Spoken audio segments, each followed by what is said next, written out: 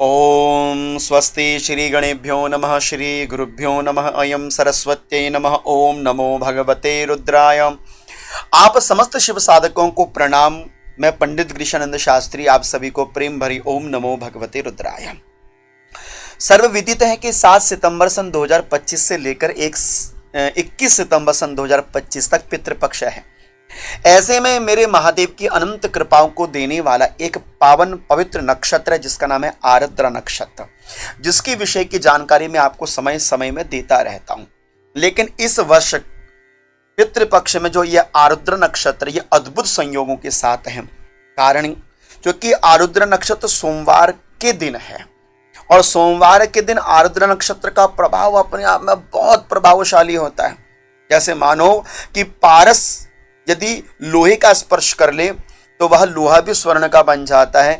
ऐसे सोमवार के दिन यदि आरुद्र नक्षत्र स्पर्श कर ले तो वह दिन अपने आप में स्वर्णिम दिन बन जाता है। और महादेव के भक्तों को तो ये दिन विशेष रूपेण प्रयोग में लेकर आना चाहिए।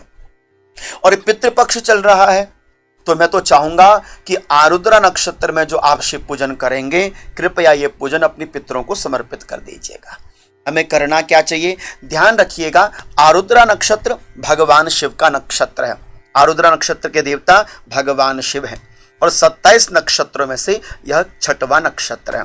हमारे विद्वेष संहिता के 10वें अध्याय के 32वें, 33वें, 34वें और 35वें श्लोक का सम्मिश्रण कहता है कि आर्द्रा समम घेयम पूजा होमादि तर्पणे।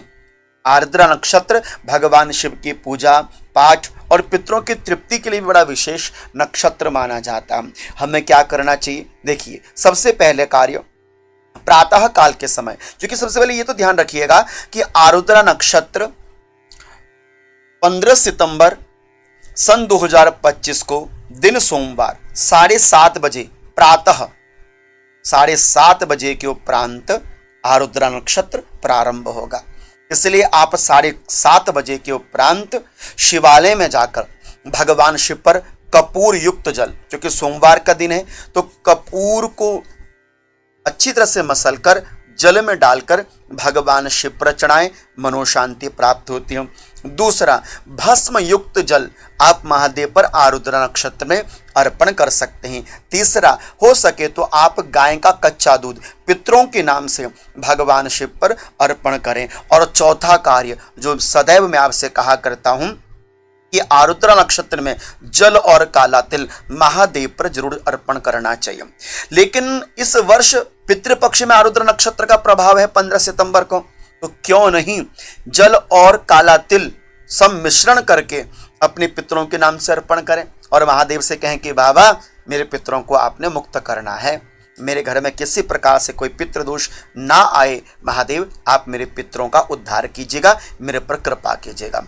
और मैं चाहूंगा कि यह जल युक्त काला तिल आप महादेव के नाम से पितरों के नाम से महादेव पर अर्पण करने का प्रयास कीजिएगा। शास्त्र कहता है कि पितरम उद्देश्य यो लिंगम सनाप येच्छित वारणा तृप्ता स्वर्गम प्रयासयन्ति पितरो नरकादपि।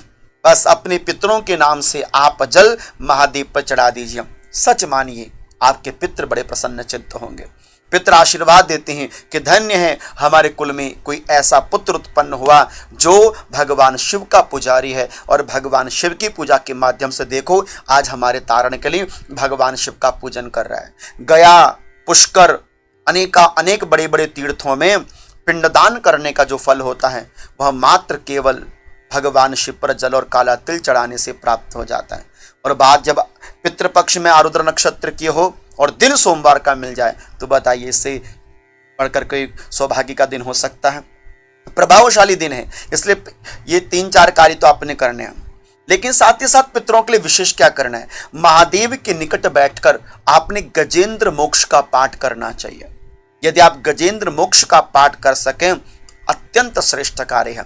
यदि आप गजेंद्र मोक्ष का पाठ ना भी कर सकें, ओम पितृभ्यो नमः, ओम पितृभ्यो नमः, ओम पितृभ्यो नमः, ओम पितृभ्यो नमः, केवल इतना भी महादेव के सामने कह देंगे, महादेव आपके पितरों का तारण कर देंगे।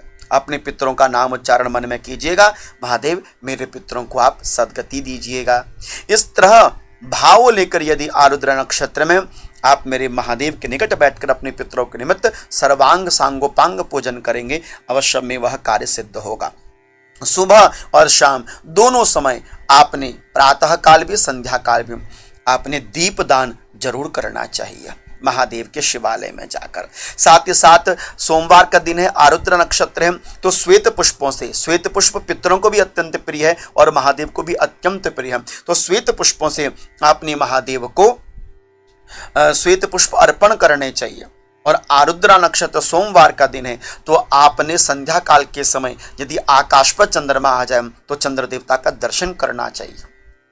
तो इस तरह से यदि आप आरुद्रा नक्षत्र में पितरों की मोक्ष की कामना के लिए भी इन पावन पवित्र कार्य को करेंगे तो आपके कार्य सदैव सदगति की ओर होंगे, आपके कार्यों में सदैव प्रगति होगी। इसलिए सदैव पितृ कृपाओं को प्राप्त करने के लिए महादेव का पूजन करते रहिएगा।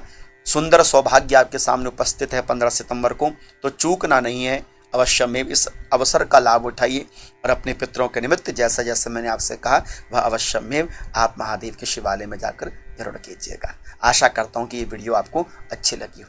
आप सभी को प्रणाम, वंदन। ओम नमो भगवते रुद्राय, ओम नमो भगवते रुद्राय।